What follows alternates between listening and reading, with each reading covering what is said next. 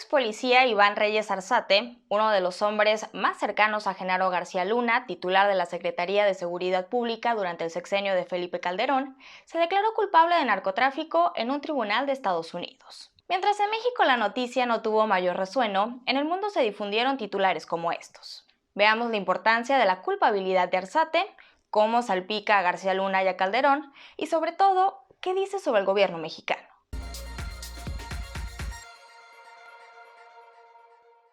Cuando Felipe Calderón asumió la presidencia en el año 2006, inmediatamente declaró una guerra abierta contra el crimen organizado. El 11 de diciembre de ese año anunció un operativo contra los grupos criminales que dominaban la Tierra Caliente de Michoacán. El eje de su combate supuestamente tenía 3 puntos clave: atacar directamente a los capos, fortalecer las instituciones militares y crear tejido social. El hombre que lideró dicha estrategia fue Genaro García Luna, quien en ese tiempo se desempeñaba como secretario de Seguridad Pública. También durante ese periodo, Iván Reyes Arzate encabezó la Unidad de Investigaciones Especiales de la Policía Federal, un área especializada que colaboraba directamente con la DEA para acabar con el crimen organizado sí o sí. Tanto García Luna como Iván Reyes fueron dos de los principales elementos de la Policía Federal que implementaron estrategias de seguridad en el gobierno de Felipe Calderón. Hace 15 años fueron los rostros del combate al crimen organizado, pero hoy son la cara de un narcoestado. Hablemos primero de Iván Reyes. La Reina, como también se le conoce, formó parte de la Unidad de Investigaciones Especiales de la Policía Federal de 2003 a 2013. Dicha área estaba integrada por policías mexicanos dedicados al combate al narco, lavado de dinero y otros delitos graves en cooperación con agentes de la DEA. Para el año 2008, Reyes fue ascendido a titular responsable del departamento, convirtiéndose en el principal enlace de México con la Agencia Antidrogas estadounidense y en uno de los hombres de máxima confianza de García Luna.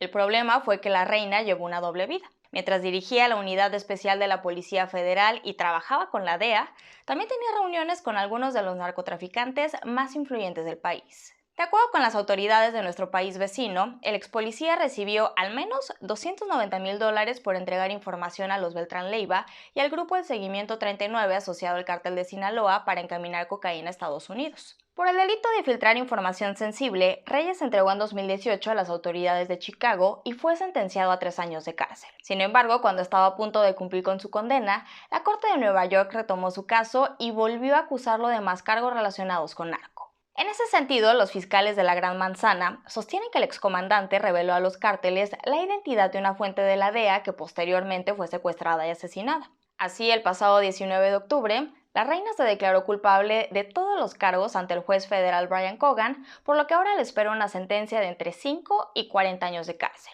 Y un dato interesante que debes conocer es que el juez Cogan es el mismo que presidió el juicio contra Joaquín El Chapo Guzmán y el mismo que lleva el caso contra Genaro García Luna, lo que nos lleva a nuestro siguiente punto. ¿Qué implica la declaración de culpabilidad de Arzate para García Luna? Expertos especulan que el ex policía colaborará con los fiscales estadounidenses para reducir su sentencia y eso podría representar graves aprietos para García.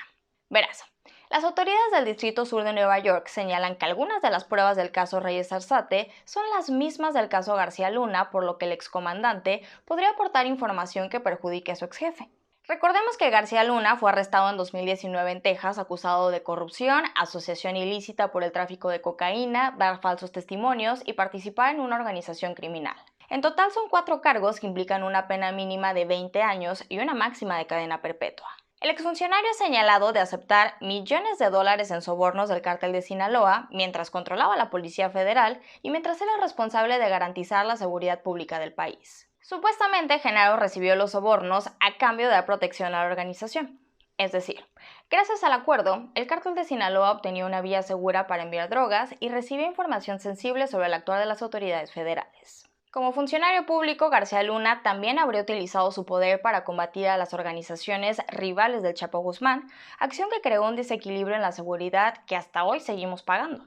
De acuerdo con el excomisionado de la Policía Federal Javier Herrera Valles, los cárteles que estaban siendo atacados por el gobierno empezaron a engrosar sus filas con ejércitos de gente que no tenían nada que ver con la delincuencia organizada, desatando una ola de violencia sin precedentes que hasta la fecha ha sido imposible de frenar. Mientras tanto, Genaro García Luna sostiene que él es inocente, pero la justicia de Estados Unidos y las miles de pruebas que tiene en su contra dicen lo contrario. Así, si lo encuentran culpable, no solo se demostrará que fue cómplice de uno de los cárteles más peligrosos del país, sino que daría en evidencia que durante la administración de Calderón imperó un narcogobierno donde las autoridades estaban al servicio del crimen organizado, no de los mexicanos. Finalmente hablemos de Felipe Calderón. ¿Qué significa para el expresidente que Genaro García Luna e Iván Reyes se encuentran en prisión por cargos de narcotráfico? Desde siempre Calderón se ha deslindado de los vínculos de sus funcionarios con el crimen organizado. Cuando se dio a conocer la relación entre García Luna y el cártel de Sinaloa, Calderón comentó que él nunca sospechó de su secretario y que no tenía idea de las acciones que Luna había realizado en oscurito. La verdad es que esa versión siempre ha sido muy difícil de creer, pues García Luna no solo era parte de su gabinete, sino que fue su mano derecha en la lucha contra el crimen organizado. De acuerdo con la especialista en temas de narcotráfico Anabel Hernández, en el momento en que Calderón se convirtió en presidente, un grupo de militares le advirtió que el entonces titular de la Agencia Federal de Investigaciones tenía nexos con el cártel de Sinaloa. Supuestamente los militares entregaron videos y pruebas de sus declaraciones, pero Calderón, en vez de investigar a García Luna, lo nombró el responsable de la seguridad del país, le dio más poder, más elementos y más presupuesto. Y ojo, porque la versión de Anabel no es exclusiva de la prensa, también la respaldan funcionarios estadounidenses. El año pasado, Roberta Jacobson, ex embajadora de Estados Unidos en México, afirmó públicamente que Calderón tenía conocimiento de las ilícitas andanzas de su secretario de Seguridad. ¿Y qué dijo Calderón al respecto? Nada. Literal, nada. Cada que el tema resuena en Estados Unidos, Calderón calla. No ha comentado nada sobre el juicio de García Luna ni sobre las recientes declaraciones de culpabilidad de Iván Reyes. Tampoco habló cuando otro elemento de su Policía Federal, Luis Cárdenas Palomino, fue detenido acusado de tortura, lavado de dinero y narcotráfico. Por si no te suena su nombre, Cárdenas fue titular de la División de Seguridad Regional de la Policía Federal y titular de la Agencia Federal de Investigaciones durante el periodo calderonista, por lo que al igual que García Luna e Iván Reyes, era considerado como un superpolicía.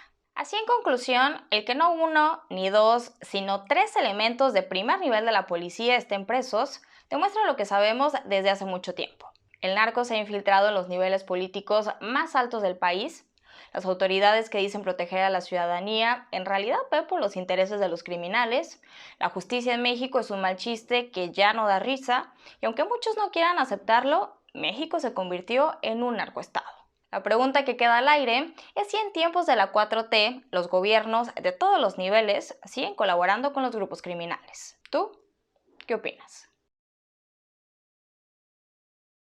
Espero que te haya gustado este video. Si fue así, no olvides darle manita arriba y ayudarnos a compartirlo. También te invito a que acá abajo en los comentarios nos cuentes, pues, ¿tú qué opinas? ¿Crees que las autoridades siguen colaborando o siguen coludidas con el crimen organizado?